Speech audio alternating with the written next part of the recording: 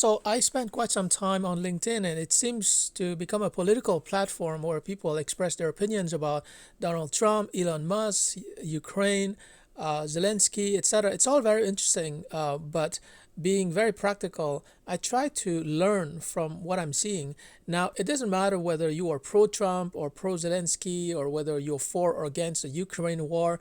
Here's what I'm learning, and I'm actually going to apply my triple P framework so that you understand how political influence and persuasion works. And of course, this persuasion framework is applicable to the world of business. So the first P is position. You want to identify the position of the person that you're talking to or writing to. So let's say they have a score of 5. 5 is the maximum score. It means that they're totally aligned with you, with your opinion, whether it's political or your opinion about a product or a market, etc. If somebody has a score of -5, and you can see that obviously from their comments, from their behavior on Facebook, LinkedIn, YouTube, or anywhere online, then they're totally against you because their position is -5. Okay. The second P has to do with priority. And again, we have a score of 0 to 5, so they cannot have negative power, although it's possible, but let's be practical and let's say that, the second P is priority. It goes from 0 to 5, and 5 represents the priority that they assign to a particular topic, a cause, a product, a need, a problem, etc. So someone, let's say, who is involved directly in the Ukraine war, then for them the priority is 5, right? Or somebody who has a family member in the Ukraine war on the front line, then for them the priority is 5 because this is their family or their close friends. The last P is power. This is it refers to the time, the energy, and the money and the resources that they have available to take action on their position. And so again, we have a score of 0 to 5. 5 meaning that they are totally equipped to take action. They're able to take action. They have the budget to take action. 0 means that they don't have the money or the time or the energy to devote to this particular cause or topic. Okay, so when people, I see that so many people on LinkedIn, they're being counter strategic. They're not being persuasive or influential on LinkedIn, because what they should do is identify the people in their LinkedIn network. And by the way, this is not just political. You can apply this in your industry, in your ecosystem, in your target market, etc. What they should do is identify people who have a position of 0 or -1. -1 means that they disagree with you, but not too much. They're not -5. -5 people are the people who, let's say, want to kill Elon Musk. They're very extremists, right? So you want to forget those people. You want to talk to people who have a position of 0 or -1. And ideally, you want to talk to people who have a position of, let's say, 1 or 2, meaning that they agree with you, your political opinion or the necessity for your product, etc., but they don't agree with you 100% because that would be a position of 5, right? So they're at 1 or 2, and you want to provide facts, you want to provide reason, research, etc., to convince them to move the needle from 1 or 2 to 5, where they totally agree with you. Okay, so even if they agree with you, the position is 5, it doesn't mean that it's a priority for them to take action, right? So I might agree with someone that, we have to withdraw the troops from Ukraine because Russia has won, or I might have the position that, the U.S. should support Ukraine, Europe should support Ukraine. Whatever my position is, it's not a priority for me because I'm not Ukrainian. I don't have family or friends who are involved in the Ukrainian war, so it's not a priority, and that's where it stops, right? So people want to target people who have as a priority, to take action, political action or something, to support or to protest against the Ukraine war. So that's the second P. You want to target people who have a high priority regarding your product, the cause, your politics, etc. And lastly, even if they have a high priority, they might not have the power to take action. They might not have time. For example, they're busy parents, or professionals or executives, they might not have the energy, they might not have the money to take action on the cause or the topic that we're talking about.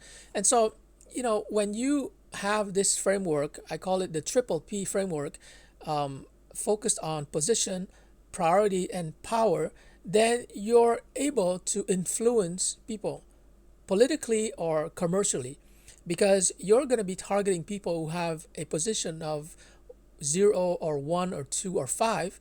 You're going to focus on people who view the topic or the product or the politics as a priority, like they need to take action. It's important to them.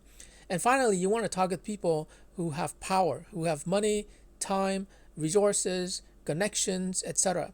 And what I see on LinkedIn, and it's a bit disappointing, but I guess I shouldn't be surprised. They're professionals. They're not political people. They're not strategists like myself. They just write an opinion on LinkedIn, and there are people who disagree with them. So that's a position of -5, and then they reply to those people. But no, if they strongly disagree with you, just ignore them. It happens to me. I mentioned something about Elon Musk. A guy completely disagreed and he tried to destroy my argument. I just ignored him.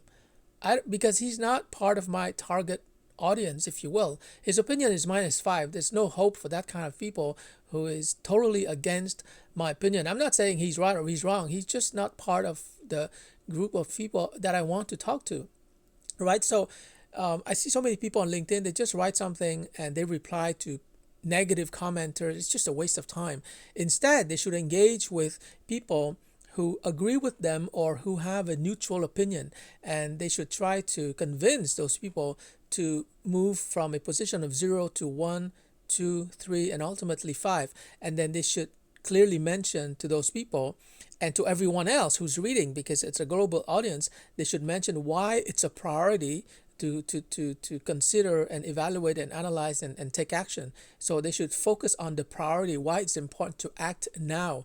And thirdly, they should provide resources. Like, for example, if they are for supporting Ukrainians, then they should, include a link where viewers can just go to the website and they can donate money to support I don't know, the Ukraine war or Ukrainian refugees, etc. So you can see that you go from position to priority to power. But I don't see that on LinkedIn. It's just superficial debates, and people are very triggered, right? So if they write something and they have people who write an opposite opinion, then they just engage in that. But it's a waste of time. Why would you do that? You don't have time. You want to focus on people who somewhat agree with you.